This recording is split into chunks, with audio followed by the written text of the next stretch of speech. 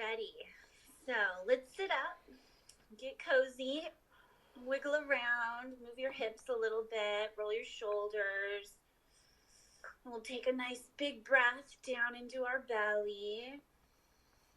And just take a moment to maybe open your palms up, let your heart be open, and just sit up straight, just like a flower sprouting up towards the sun, ready to absorb all the beautiful rays of the sun. It's kind of like we can instantly go to this place because we've done it so many times. So with your eyes closed, face soft, take another nice slow deep breath down into your belly.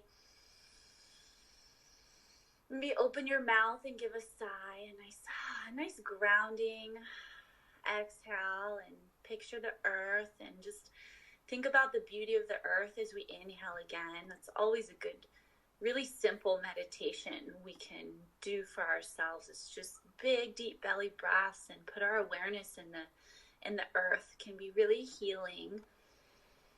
And just the beauty of the earth and how the roots go down into it and how it gives us so much life and grows our food and is just so beautiful and life-giving. So as we inhale, feel like we're pulling in that energy of the Gaia.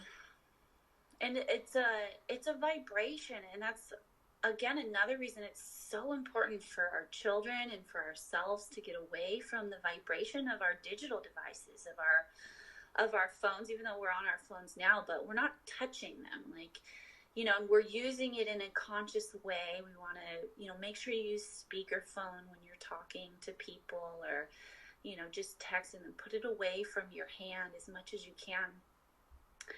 And make sure that we're tuned into our natural energy state, which we can always come back to by grounding, by taking deep breaths, and just feeling the natural state of our being. And it's so beautiful. We instantly feel better just doing our little breath, visualizing our beautiful earth and our connection with it. And then see if you can really feel it in your legs and in your belly. Maybe squeeze the pelvic floor muscles and watch how that makes you sit up a little more. It kind of just aligns the energy of our nervous system all the way up through the spine. And then we'll bring that awareness up into our heart. See if you can feel this opening up in the heart. Let it come up a little higher. So there's just a nice slow and gradual energy opening in the heart. And just thinking of the divine, think of the divine presence, think of our children, how much we love our children, and what we're grateful for, what we have, how beautiful our world is, our connection we have with each other, our emotional support and loving energy, our weekly meeting. And then we bring it up through the throat, and how learning to be conscious is teaching us to express ourselves. When we think about what's the best way to express ourselves, and we're playing with life. This is fun. Now life is fun. And when we mess up, it's like we said today, when we get triggered or mess up, it's our opportunity to see what it is we have to look at within ourselves. What do we need to let go of? How are we, overreacting to certain situations? And when we start to overreact, when we start to get really emotional, when it starts to get really negative, like angry or overly sad or whatever it is, that is the opportunity that to do the work to really look at, like, here comes a trigger, but really, yay. And it might not be yay in the moment. It might not feel good in the moment.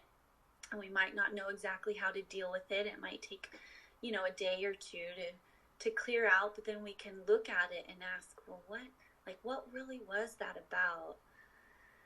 And what else could I have done? What would have been a different way that I could have responded? What's another way I can respond in that situation? So, doing this kind of work. So then the next time it's exciting. It's like, oh, there's that. And I can breathe in and kind of coach the mind to respond in a more helpful way. What would be more helpful so that it doesn't really upset you, or you really see the reason why that situation has risen, and we can develop more compassion for others and for ourselves.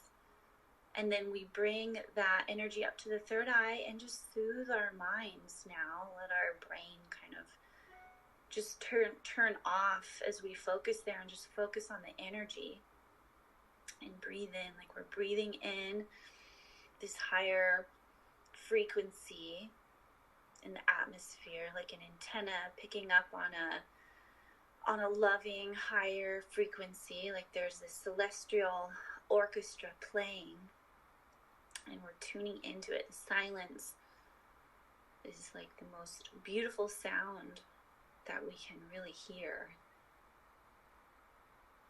So as we gaze at that point between the eyebrows and we breathe in, we start to learn to really relish the emptiness here, which is really the fullness.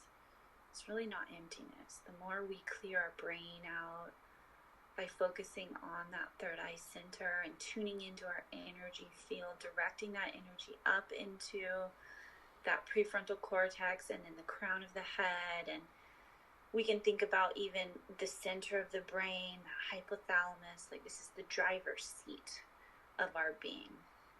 And this is how from the hypothalamus we send signals on how to respond in our life. So if you can meditate when you focus first on the third eye, so first we begin there, and then as you inhale, imagine you are drawing your energy and awareness into the center of your brain and kind of getting a hold of your being. So putting energy there so that the driver of your body and your mind is full of healing, loving light. So picture your hypothalamus in the center as you inhale.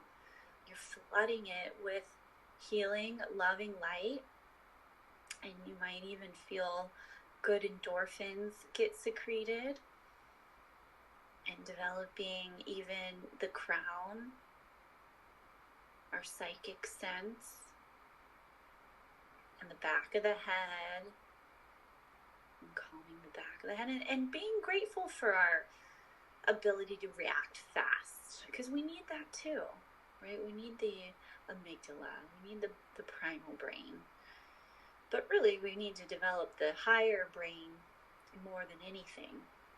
And that's the reason, that's kind of what differentiates us from, a human being that doesn't really meditate from a human being that does, is that the human being that does is developing their sixth sense, their higher centers of the brain, and establishing just a greater sense of awareness about what's happening. Because the reason we react is because we are perceiving a certain situation as a threat, and a lot of times the situations really aren't a threat. There's traumas that have happened within us and in our children, and if we just take a moment to breathe and kind of bring our awareness up a little higher and think about where is this really coming from, and reflect, and then think about better ways to conduct ourselves, then that's, we're learning to be conscious, and we can be present to the love here, to the divine presence, that there's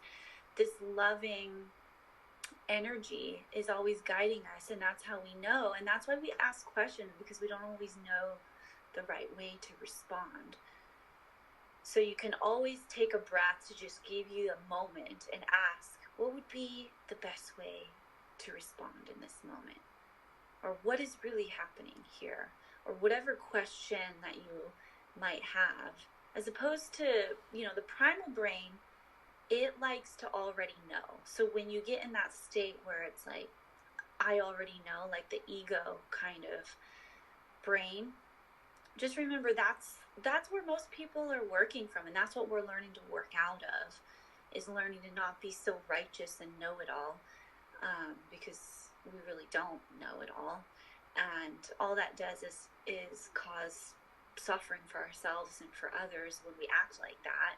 It doesn't really solve anything. But sometimes, the being real reactionary can be good when we need to be quick and use our amygdala for a quick reaction, a dire situation. But that's very rare. That should be a very rare occurrence to protect our children from running in the street or something like that. Most of the time we need to use our breath. We need to observe when we get a rise, observe when we get angry, and look at it and maybe take it as a sign to nurture ourselves a little bit more, to make sure that we're in this state of consciousness, we're in this center of our being, we're receiving and absorbing the grace, the divine grace that is within us and also all around us. So our meditation is taking the time to soak in the light of our own inner being, and also the light of the world, the light of the earth, the light of the atmosphere. So we'll take another big deep breath in, and then as we exhale, just be here. And then we can take a moment to picture ourselves here. When we're in difficult situations, you could even bring your hands up, when you're in difficult situations, and ask that question: what would be in the highest and best good? What would be the best way to respond?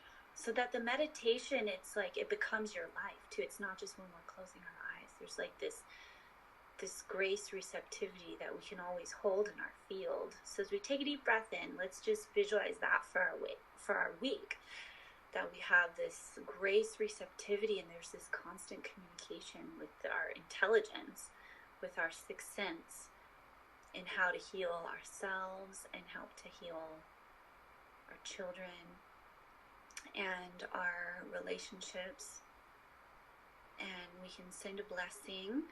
Well, first bless ourselves. May you have good health, long life, filled with prosperity and wisdom and peace, and then sending that blessing to our children and our life partner. And take a big breath in and just feel your light open up in this sense of acceptance for yourself and everybody in your life. And there's a sense of gratitude for what you have and who is around you, and may they be happy and peaceful.